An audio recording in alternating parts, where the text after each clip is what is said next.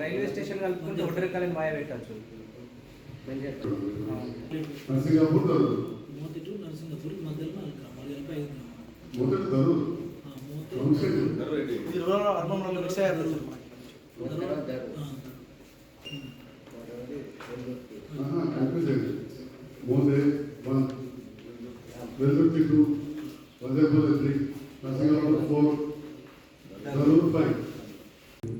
ఒక బోర్డు ఇది మా ప్రభుత్వం. దాంట్లో బాగానే మా ఎమ్మెల్యే చెప్పండి కూడా 2.5 కోట్లు వాటికి తీసుకున్నారు. సో ఈ మన దగ్గర ఏంటంటే జైత్యాల పట్టణానికి దగ్గర ఉంటుంది కాబట్టి కొంత ప్రైవేట్ ఎక్కువ కావచ్చు. దాని వలన విద్యార్థుల సంఖ్య తక్కువ ఉండడం వల్ల మనకు ఈ ఎట్లయితే మనకి ఇప్పుడు old age school, girls school, bus stand దగ్గర విద్యార్థుల సంఖ్య చాలా ఎక్కువ కదా. ఓల్డ్ ఏజ్ స్కూల్ ఇవన్నీ కూడా నిలవచ్చు. ఆర్థికంగా ఆర్థిక మీకు తెలవాలని చెప్తాను. ఆర్థికంగా కూడా మంచిగా ఉంది కాబట్టి ప్రైవేట్ మీడియం కానీ టిఫిన్ కానీ లంచ్ కానీ మనము 33 అందరూ పెట్టాలని నేను చెప్తాను కదా. పురంలో పెట్టి చెప్తే ఆ పేరు సంపర్శించి సంఖ్యాపరంగా తీసుకోవడం లేదు.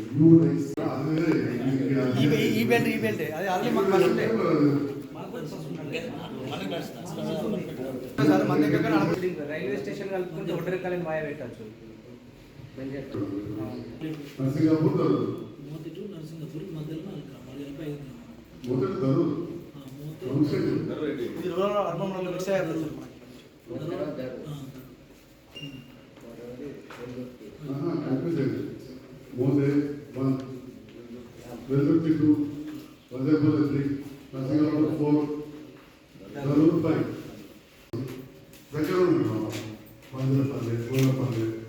ఇవి కాందపల్లి, తిమ్మాపూర్, ఇవి కలుపుకుంటే చుట్టుపక్కల 7-8 గ్రామాలు కలుపుకుంటే ఇంకో 3 ఎంపీటీస్ కూడా పెరుగుతారు. దానివల్ల మనకు బాగుంటుంది. 7-8 ఎంపీటీస్, 15 మంది సర్పంచ్లు ఇక్కడ బాగుంటుంది. కాబట్టి ఈ దగ్గర 5 కిలోమీటర్ల లోపల ఉన్న చెల్లపల్లి, కల్లపల్లి ఇవన్నీ మనం కలుపుకుంటే హనుమాన్పేట వారు మళ్ళీ ఎక్కువ వెళ్తున్నా కానీ వెలుగుకి వెళ్తాం కానీ జాతర పోతే మళ్ళీ ఆమె స్నేహితులు కూడా. సో అర్బన్ మండలాన్ని కొంత పునర్విభజన చేసుకోవాలి. మనం రూరల్ మండలం నుంచి కొన్ని తీసుకోవాలని చెప్పి ఈ సందర్భంలో మీరందరూ కూడా ఆమోదిస్తారని చెప్పి నేను భావిస్తూ ఒక సూచన మీకు చేయడం జరుగుతుంది. ఇది మీరు మళ్ళీ కూర్చొని నిర్ణయం చేసే పర్వాలేదు, లేదా కొన్ని గ్రామాలను కలపడానికి అభ్యంతరం లేదని చెప్పి ఇన్ జనరల్ ప్రధాన గ్రామాలను కాబట్టి ఎందుకంటే వాళ్ళు కూడా గ్రామ సభ పెట్టి తీర్మానం తీసుకోవాలి. ఇంతకుముందు కూడా మాస్టర్ ప్లాన్ అట్లనే కొంత చిత్సాలతో ఏదో జరిగింది. కానీ నేను మేరనే రద్దు చేయించడం జరిగింది. అయినా కానీ రాజకీయాలకు వాడుతారు కానీ ప్రజలు నమ్మలేదు. వాస్తవానికి మాస్టర్ ప్లాన్లో పునఃసమీక్షించే దాంట్లో పత్రికే మిత్రులు కూడా అర్థం కావాలి. దయచేసి జగిత్యాల మున్సిపల్ పరిధి వరకే ఉంది తప్ప జగిత్యాల రెవెన్యూ పరిధి కూడా లేదు, మోతే రెవెన్యూ పరిధి కూడా లేదు. సో జగిత్యాల రెవెన్యూ పరిధి అనేది లేనప్పుడు అసంవాదకు, అబార్పేటకు ఏ రకంగా అది వర్తిస్తుంది.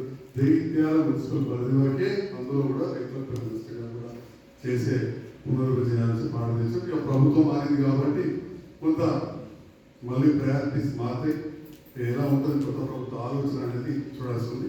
ఏదైనా కానీ మా సభ్యులకు తెలియడానికి మరొకసారి చెప్తున్నాం. మాస్టర్ ప్లాన్ అనేది తెలంగాణ రాష్ట్ర ప్రభుత్వం పెట్టుకున్నది కాదు. స్వతంత్రం రాకముందరికి వెళ్ళి వచ్చిన తర్వాత భారతదేశం అంతా కూడా ఇది ఉండాలని చెప్పి చాలా గొప్పగా ఆలోచించారు. నాకు ఆలోచనలో భాగంగా URDPSI గైడ్లైన్స్ ఉంటాయి. మీరు గూగుల్లో చూస్తే తెలుస్తుంది. అర్బన్ రూరల్ డెవలప్మెంట్ ప్రోగ్రామ్ మంచిగా ఉంటుంది. దాని ప్రకారం చేస్తారు. అది కూడా చూసుకోవాలి. సో తెలియకుండా తెలిసిన వాళ్ళు కూడా తెలియనట్టు కొందరు దాన్ని దుష్ప్రచారం చేశారు. మన పట్టణాలు బాగుండాలి, ప్రజలు బాగుండాలి, తప్పకుండా ప్రణాళిక ఉండాలి. ప్రణాళిక ఉన్నప్పుడే మనం మోడీలు ఎట్టుకెళ్ళి ఎక్కువ తెలుస్తుంది. జగిత్యాల దాదాపు చుట్టుపక్కల పంపిస్తుంది. అటువంటి సందర్భంలో జగిత్యాల పట్టణంలో ఏ నీళ్ళు ఎక్కువాలనేది తెలవాల్సిన అవసరం ఉంటుంది. ఏ లేఅవుట్ ఉండాలి, అవన్నీ కూడా కొంత మీరు కూడా ప్రజాప్రతినిధులు సహకరించాలి. ఎంపీఓ గారు, సెక్రటరీస్ కూడా మనకి పాటించాలి. ఎందుకంటే ముందు తరం గురించి కూడా మనం ఆలోచన చేయాలి. ఎప్పుడు కూడా సాధారణంగా పక్కడు ఏమనుకుంటాడో వీడేమనుకుంటాడు అంటే ఇక్కడ సాయిబాబు పక్కకు మోడీలు ఎక్కువ సాయిరామ్ నగర్లో తెలియని పరిస్థితి ఉన్నది. రేపు నిధులు మంజూరు చేస్తే మోడీ పరిస్థితి అలాంటివి రాకుండా చూసుకోవాల్సిన బాధ్యత తప్పకుండా ప్రజాప్రతినిధుల మీద అదేవిధంగా అధికారుల మీద కూడా ఉండాలని తెలియజేస్తూ మరొకసారి అందరికీ హృదయపూర్వక ధన్యవాదాలు. ఏర్పడదంటే ఈ 5 సంవత్సరాలు కరోనా అనే ఒక మహమ్మారి వచ్చి ప్రపంచవ్యాప్తంగా మొత్తం కూడా అతలాకుతలం చేయబడ్డది. మరి జగిత్యాల ప్రాంతంలో కూడా కరోనా చాలా తీవ్రతరంగా ఉండడంతో అర్బన్ ఎంపీపీ గారి సోదరి కూడా కరోనా వల్ల మృత్యువాత పడడం, అదేవిధంగా రూరల్ మండలాధ్యక్షుడు రంగరాజు గౌడ్ గారు కూడా మృత్యువాత పడడం అనేది నిజంగా కూడా చాలా బాధాకరం. అలాంటి సందర్భంలో ఈ 5 సంవత్సరాలు స్థానిక సంస్థలు కావచ్చు, ఈ ప్రభుత్వం ప్రజలను కంటికి రెప్పలా కాపాడుకునే అన్ని ప్రయత్నాలు చేస్తూ అభివృద్ధి సంక్షేమం అనే 2 కళ్ళుగా తీసుకొని ఒకవైపు సంక్షేమం ఆగకుండా ఈనాడు కూడా ఇంత కరోనా వచ్చిన ఒక పెన్షన్ ఆపలేదు, కళ్యాణ లక్ష్మి ఆపలేదు, రైతు బంధు ఆపలేదు, రైతు బీమా ఆపలేదు, ఉచిత కరెంట్ ఆపలేదు, అదేవిధంగా ఉద్యోగస్తులకు కావచ్చు వాళ్ళందరూ కూడా జీతాలు ఆపలేదు.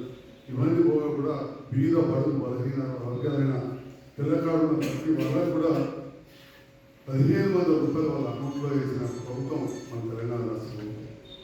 అంతేకాకుండా ఎంతోమంది వలస కార్మికులు మన ప్రాంతానికి వస్తే సోదరుడు రాజశేఖర రెడ్డి గారు ఇక్కడ డిప్యూటీ చేశారు. ఆ పక్కనే క్వారీలో పనిచేయడానికి వేరే రాష్ట్రాల నుంచి వచ్చిన వారికి కూడా మనం బియ్యం అన్ని రకాలుగా ఇచ్చి వాళ్ళని ఆదుకున్న ప్రభుత్వం.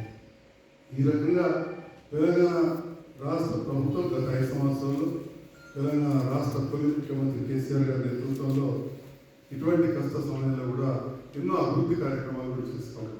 మనం చూస్తూ ఉంటే గ్రామాలు కూడా ఎక్కడ కూడా నిరంతరంగా పనులు జరగాలి. గోపాలపేటలో మనము మనబడి కార్యక్రమం జరుగుతూ ఉంది. దాంతో పాటుగా గ్రామ పంచాయతీ బిల్డింగ్ అంటే కేంద్ర రాష్ట్ర ప్రభుత్వాల నిధులను అనుసంధానం చేసుకుని చేసినాం. ఇంతకుముందు రాజశేఖర రెడ్డి గారు చెప్పినట్టు రోడ్లు భవనాల శాఖ ద్వారా మంచి రోడ్లు కూడా కృష్ణాబాద్ రోడ్ కావచ్చు, దాంతో పాటుగా పెరగపల్లి రోడ్ కావచ్చు, బాలపల్లి పెరగపల్లి రోడ్ కావచ్చు. ఈ రకంగా మన ప్రాంతంలో రోడ్లు కూడా వేసుకోవడం జరిగింది. ఇంకా కొద్దిగా మోతది కొంత అయింది, ఇంకా కొంత ఉన్నది, అది కూడా తప్పకుండా చేసుకున్నాం. బైపాస్ రోడ్ కూడా 2 పెట్టి జరిగింది. అంటే ఈ రకంగా అభివృద్ధి కూడా ఆరకుండా చేయడం జరిగింది. దాంతో పాటుగా మిషన్ భగీరథ కంటిన్యూస్గా ఉంటుంది. దాంట్లో భాగంగా కూడా నీళ్ళ ట్యాంకులు కట్టుకున్నాం, మొదలు అదేవిధంగా రైతు వేదికలు నిర్మించుకున్నాం. ఈ రకంగా ఎక్కడికక్కడ మనం కొంత అభివృద్ధి సంక్షేమం అని 2 జోడెద్దులాగా తీసుకోవడం జరిగింది. మన అర్బన్ మండలం చాలా చిన్న మండలం. అప్పుడు పునర్విభజన చేస్తున్న సందర్భంలో దాని కారణాలు ఇప్పుడు మనం మాట్లాడుతూ చాలా చిన్నగా అయిపోయింది. మరి ఈ సందర్భంలో బిల్డింగ్ కూడా కట్టుకున్నాం. అప్పుడున్న వర్షానికి సంవత్సరం చాలా ఎక్కువ వాస్తవం.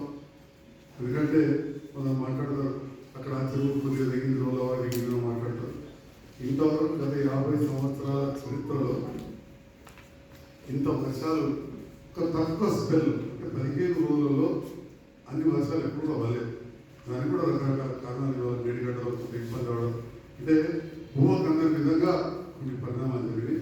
అట్లనే మండలం నుంచి కూడా కూడే పరిస్థితి ఉన్నదంటే కొత్త దాంట్లో ప్రారంభోత్సవం కాకముందే హుటాహుటిగా వీళ్ళని మానవచ్చు మన ఎంపీ గారు చెప్పారు.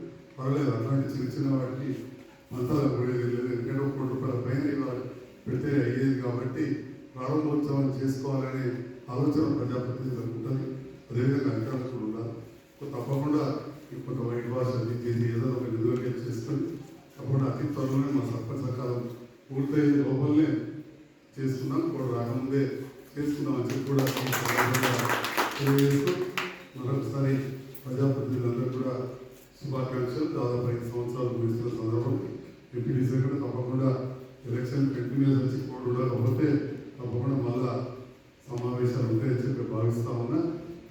ఈనాడు నన్ను ఆహ్వానించిన ఎంపీ గారికి, ఎంపీసీ గారికి, ఎంపీడీ గారికి, సహకరించిన పీఈసీ చైర్మన్, ప్రజాప్రతినిధులకు, అధికారులకు, పాత్రిక మిత్రులందరూ కూడా పేరు పేరున నా హృదయపూర్వక నమస్కారాలు తెలియజేస్తూ చివరిగా ఒక చిన్న తీర్మానాన్ని ప్రవేశపెట్టాలని చెప్పి సందర్భం కోరుతున్నా.